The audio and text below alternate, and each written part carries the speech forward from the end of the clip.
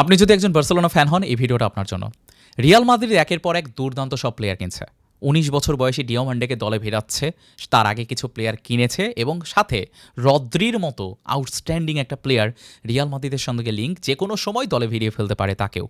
So এই অবস্থাতে আপনি অ্যাজ এ বার্সেলোনা ফ্যান আপনার মনে হতেই পারে যে হয়তো রিয়াল মাদ্রিদ ধরাছোঁয়ার বাইরে চলে যাবে বার্সেলোনা রিয়াল মাদ্রিদের সামনে দাঁড়াতে পর্যন্ত পারবে না এবং আমরা লিটারেলি মানে অনেকটাই পিছিয়ে পড়বো রিয়াল মাদ্রিদ থেকে। কিন্তু আপনি যদি একজন ট্রু বার্সেলোনা ফ্যান হন, আপনি যদি বার্সেলোনার ইতিহাস জানেন, আপনার কি আসলে টেনশন করার রিজন রয়েছে? আমার তো মনে হয় না। কেন বলতেছি? আসেন শুরু করি। সেটা হচ্ছে দেখেন, রিয়াল মাদ্রিদ এইবার প্রথম না এরকম প্লেয়ার কিনছে। 2003-এর দিকে আপনি চলে যান, তখন দেখবেন জিনেদিন জিদান এই দলে খেলতো, Ronaldo Nazario, Figo, Roberto Carlos, David Beckham, জি এইরকম এক একটা প্রোফাইলের প্লেয়ার, আমি হয়তো 2-4টা নাম আরও ভুলেই গেছি, খেলতো। তারপরেও তারা 3টা সিজন ট্রফি লেস গিয়েছিল। আমাদের এক রোনালদিনহো কিনা হয়েছিল এবং সে টোটালি ম্যাজিক দেখাই দিয়েছে মাঠে। সাথে একাডেমির কিছু প্লেয়ার তো রয়েছে। এবার আসি পরবর্তীতে, যখন তারা হচ্ছে রোনালদোকে কিনলো, বেলকে কিনলো, বেনজেমাকে কিনলো, ওজেলকে কিনলো, সামি খাদিরাকে কিনলো, তারপরেও ওই সময় আমাদের একাডেমির প্লেয়ার লিওনেল মেসি আসে, আমাদের আন্দ্রেস ইনিয়েস্তা, আমাদের জাভি, আমাদের পুয়েল, আমাদের পিকে, সবাই একাডেমি থেকে আসে।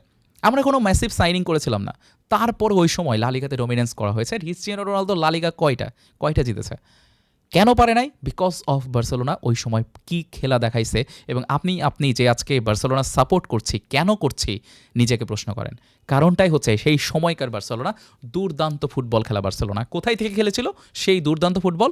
একাডেমি প্লেয়ারদের মাধ্যমে। সো আপনার কাছে যখন এরকম একটা দুর্দান্ত একাডেমির রয়েছে, যেখান থেকে একের পর এক আউটস্ট্যান্ডিং সব প্লেয়ার বের হয়ে আসে, যাদেরকে আপনি মার্কেটে কিনতে গেলে লিটারেলি আপনাকে 200 মিলিয়ন পে করা লাগবে, তখন আপনি টেনশন কেন করতেছেন? এইবার আসি রিসেন্ট সময়ে আপনি যখন 2 বছর পিছে যাবেন, আপনি দেখবেন যে যখন এমবাপ্পেকে দলে ভেড়ানো হলো, তার আগের 2টা বছর রিয়াল মাদ্রিদ দুর্দান্ত করেছে। কিন্তু এমবাপ্পে আসার পরে মনে হলো এই রিয়াল মাদ্রিদ অপ্রতিরোধ্য হয়ে যাবে, এই রিয়াল মাদ্রিদকে থামাবে কে? এরকম কন্টেন্ট আমরা অনেককেই বানাইতে দেখছি যে this Real Madrid is illegal, এরকম কথা আমরা বলতে দেখেছি। বেলিংহাম আছে, বেলিংহাম গোল করতেছে, এমবাপ্পের মতো প্লেয়ার যোগ করলো, সাথে ভিনিসিয়াস দুর্দান্ত ফর্মে, রদ্রিগো আছে, কামব্যাক দেখাচ্ছে একের পর এক। সেই Real Madrid back to back 2টা সিজন ট্রফিলেস, আর বার্সেলোনা 2টা লা লিগা জিতে নিয়েছে এই ফাঁকে। এখন বর্তমানে আমাদের টিমটা যথেষ্ট ব্যালেন্সড এবং আমাদের একাডেমি থেকে বেশ কিছু প্লেয়ার উঠে এসেছে। লামিন ইয়ামালের কথা বলতে যান, লামিন ইয়ামালের মতো একটা প্লেয়ারকে আপনি যদি মার্কেটে কিনতে যান, 200 মিলিয়ন পে করা লাগবে আপনাকে, লিটারেলি 200 মিলিয়ন পে করা লাগবে। কেন? সো আপনার দলে তো 200 মিলিয়নের অলরেডি প্লেয়ার খেলতেছে, আপনি কী নিয়ে টেনশন করছেন? আর শুধু কি 200 মিলিয়ন এই জায়গাতে লামিন ইয়ামাল না, আমাদের বালদের মতো প্লেয়ার আছে, আমাদের ফার্মিন লোপেসের মতো প্লেয়ার আছে, গাভির মতো প্লেয়ার আছে, যারা সবাই একাডেমি থেকে উঠে আসছে। সো এই যে পাউ কুবার্সি দুর্দান্ত খেললো স্পেনের হয়ে এইবার ওয়ার্ল্ড কাপে, প্রবাবলি বেস্ট সেন্টার ব্যাকদের একজন। 19 বছর, 20 বছর বয়স, 20 বছর বয়সে এই ম্যাচুরিটি আপনি কয়টা প্লেয়ারের মধ্যে পাবেন? এটা একাডেমি থেকে উঠে আসলে একমাত্র সম্ভব, যাদেরকে আপনি মার্কেটে কিনতেও পারবেন না আসলে। সো এই প্লেয়ারগুলো আপনাকে যে এই সিজনে আবার সারপ্রাইজ করবে না, তাদের এক ধাপ আরও আপগ্রেড ভার্সনটা শো করবে না, এটা আপনি গ্যারান্টি দিচ্ছেন কী করে? আর আমরা অলরেডি আদিয়ামির মতো, গর্ডনের মতো প্লেয়ারকে কিনেছি, যেখানে আমাদের দলটা অলরেডি ব্যালেন্স ছিল। তার মধ্যে আমাদের আদিয়ামি, গর্ডন, লামিন ইয়ামাল, রাফিনহা কী করতেছে বার্সেলোনা হয়ে এই লাস্ট সিজন থেকে লাস্ট 2টা সিজন আমরা দেখেছি। এবং রাফিনহা কতটা ইম্পর্টেন্ট বার্সেলোনার জন্য, তাকে কেনার আগেও আমরা বুঝি নাই যে এতটা ভাইটাল সে হইতে পারে এই দলের জন্য, কিন্তু সে হইছে। এবং এই প্লেয়ারগুলোর পাশাপাশি আমাদের ড্যানি অলমো গোল করে, আমাদের ফার্মিন লোপেস গোল করে, আমাদের ফেরান টরেস যে ফাইনাল গোল করেছে সেই প্লেয়ারও আছে। হ্যাঁ, আমাদের একটা পারফেক্ট নাম্বার 9, একটা হাই প্রোফাইল নাম্বার 9-এর প্রয়োজন আছে, কিন্তু সেইটা যদি আলভারেজ নাও হয় কোনো কারণে, আলভারেজকে যদি কিনতে ব্যর্থও হয় বার্সেলোনা, আমার মনে হয় আমাদের টিমে এনাফ প্লেয়ার আছে যারা গোল করতে পারবে এবং ম্যাচ আপনার জন্য বের করে নিয়ে আসবে সময় মতো। কারণ আমাদের মিডফিল্ড থেকে যথেষ্ট গোল আসে, আমাদের ফ্রন্ট লাইন থেকে যে পরিমাণ গোল আসে, উইঙ্গার থেকে যে পরিমাণ গোল আসে, আমার মিডফিল্ড থেকেও সেই পরিমাণে গোল আসে। আমাদের মানে কখনোই আপনি দেখবেন যে একটা প্লেয়ার 40টা গোল করতেছে, যেটা আমরা রিয়াল মাদ্রিদে দেখলাম যে এমবাপ্পে একাই অনেকগুলো গোল করছে, কিন্তু দিন শেষে রিয়াল মাদ্রিদ ট্রফি জিততে পারে নাই। কারণ টিম যখন আপনার ওভারঅল টিমটাই পারফর্ম করবে না, একজন সিঙ্গেল প্লেয়ার পারফর্ম করবে, তখন এটা কখনোই ভালো কিছু না। সো রিয়াল মাদ্রিদ হয়তো কিনতেছে, অনেক অনেক বড় বড় প্লেয়ার কিনছে, যেটা তারা আগেও করেছে, এইবারও করতে দেন। অধিক সন্ন্যাসীতে গাজন নষ্ট, এরকম একটা কথা কিন্তু প্রচলিত আছে। এই জিনিসটা যে রিয়াল মাদ্রিদে হবে না, এইটা আপনি বলতে পারেন না। আজকে থেকে কিছুদিন আগেরই ঘটনা, যখন রদ্রিকে রিয়াল মাদ্রিদরাই পছন্দ করতো না। এখন রদ্রি আসলে রিয়াল মাদ্রিদে আসছে, এমবাপ্পের সঙ্গে এমনি ভিনির একটু ক্ল্যাশ আছে বা ঝামেলা আছে, মানে তাদের জমে না মানে ঠিক মতো। তারপরে আবার রদ্রির মতো একটা প্লেয়ার আসতেছে, যার সাথে কি কি হয়েছিল ব্যালন ডিওরের পরে আমরা সবাই জানি।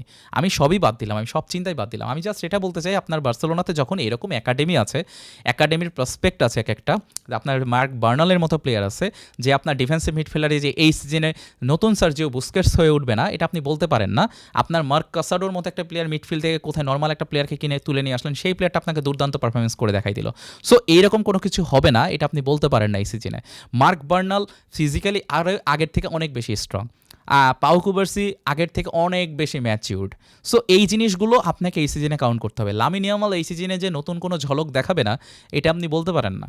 সো আমাদের যে প্লেয়ারগুলো আছে, এই প্লেয়ারগুলো নিজেদের আপডেট ভার্সন যদি দেখাইতে পারে, নিজেদেরকে আরেকটু আপডেট করতে পারে, আমার মনে হয় যে আপনাকে অ্যাজ এ বার্সেলোনা ফ্যান টেনশনের কোনো রিজন আছে।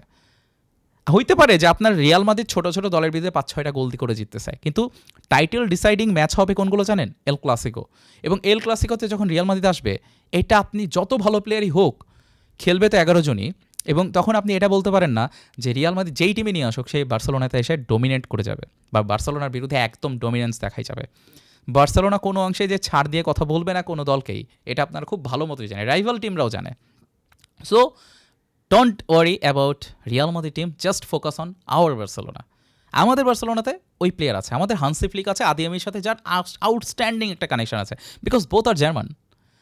যার জন্য কেনা হয়েছে, আমাদের হাই প্রেসিং গর্ডনকে কেনা হয়েছে, যে প্রেস করতে পারে। আমাদের রাফিনা ছিল লাস্ট সিজনে প্রেস করার, সাথে গর্ডন যুক্ত হয়েছে, আদিয়ামিক যুক্ত করা হয়েছে, সাথে হচ্ছে আমাদের লামিন ইয়ামাল আছে। সবগুলা ইয়াং প্রসপেক্ট ভাই, সবগুলা রক্ত গরম, সবগুলা দৌড়ায় আপনাকে পাগলা করে ফেলবে প্রেস করতে করতে। স্পেন টিম আপনি দেখেন, স্পেন টিমে কি আপনি অ্যাটাকিং লাইনে হাই লেভেলের কোনো প্লেয়ার আছে? লামিন ইয়ামাল ছিল, ঠিক আছে, কিন্তু লামিন ইয়ামাল তো ওয়ার্ল্ড কাপে খুব আহামরি কিছু করতে পারে নাই। তারপরেও স্পেন আজকে world champion. Oyarzabal, Ferran Torres, Lamine Yamal, Baena, এদেরকে দিয়ে ফ্রান্সের ওলিসে, ডেমবেলে, এমবাপ্পে, ওদেরকে হারায়া এই স্পেন কিন্তু চ্যাম্পিয়ন হয়েছে। তো আপনি ওয়ার্ল্ড ক্লাস প্লেয়ার দেখতে পারেন, কিন্তু দিন শেষে একটা টিমকে জেতাই হচ্ছে একটা দলের কম্বিনেশন। আর এই কম্বিনেশনটাই আমার মনে হয় আমাদের বার্সেলোনার সব থেকে স্ট্রেংথের জায়গা। এবং একাডেমি থেকে এই বড় যে 2-4টা আরবার ওইরকম পারফেক্ট প্লেয়ার উঠে আসবেন, আপনি এটা বলতে পারেন না। 2-1টা যদি উঠে আসে, আর এই যে প্লেয়ারগুলো রয়েছে ভাই, কী যে একটা টিম হবে আপনি চিন্তাও করতে পারতেছেন না। হয়তো সিজন শুরু হলে বাকিটার অ্যান্সার আপনারা পেয়ে যাবেন। গত সিজনে এরকম একটা ভিডিও দিছিলাম, এবারও আমি দিলাম সিজনের আগে, বাকিটা সিজনের মধ্যে মিলাই নিন। আর একটা বিষয় বলতে চাই, সেটা হচ্ছে যে আমাদের একটা জায়গাতে ল্যাকিংস আছে। ইনিগো মার্টিনেজ যাওয়ার পর থেকে আমার মনে হয় আমরা ইনিগো মার্টিনেজের রিপ্লেসমেন্ট করতে পারি নাই। হ্যাঁ, আমরা বলতে পারেন যে আমরা লেভেনডস্কিরও রিপ্লেসমেন্ট করি না। হ্যাঁ, আলভারেজের সাথে কথা চলতেছে, না আসলেও কোনো সমস্যা নাই। আমি চাই আসুক, একজন পারফেক্ট নাম্বার 9 আমাদের দরকার, বাট সামটাইমস নাম্বার 9 ছাড়াও আপনি জিততে পারবেন। এবং প্রিভিয়াসলি আমরা সিটিকে এই কাজটা করতে দেখছিলাম একসময়, ম্যান সিটিতে। তারপরে হালান্ড আসে, ঠিক আছে, ওকে, বাট আমাদের কথা হচ্ছে রিয়াল মাদ্রিদে এই কাজ করছে, পারফেক্ট নাম্বার 9 ছাড়াও কিন্তু তারা ম্যাচ জিতেছে, লিগ জিতেছে, চ্যাম্পিয়ন্স লিগ জিতেছে। তারপরে এখন কথা হচ্ছে যে আমাদের হয়তো নাম্বার 9 কিন্তু স্কোরার আছে, কিন্তু আমাদের যেটা লাগবে সেটা হচ্ছে সেন্টার ব্যাক। আরোহর সাথে পাউ কুবার্সি ঠিকভাবে জমে না, কানেকশন বিল্ড আপ করতে পারে না তারা।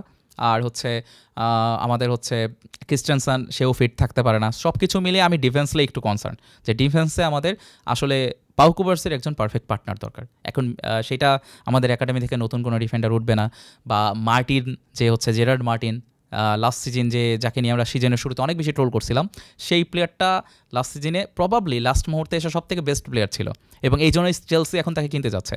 কিন্তু হান্সি ফ্লিক স্পষ্ট জানিয়ে দিয়েছে যে না, আমাদের মার্টিনকে তো সেল করা যাবে না কোনো অবস্থাতেই। মার্টিন যে এই সিজনে আরও নিজের আপডেট ভার্সন দেখাবে না, এটা আপনি বলতে পারেন না। সো যে কোনো কিছু হতে পারে। অ্যাজ এ বার্সেলোনা ফ্যান আপনার জাস্ট এই দলের প্রতি বিশ্বাস রাখতে হবে, আর কোনো কিছুই না। সো রিয়াল মাদ্রিদকে কিনতে দেন, আমরা আমাদের একাডেমি নিয়ে থাকি। আই থিঙ্ক দুর্দান্ত একটা সিজন অপেক্ষা করছে আমাদের জন্য।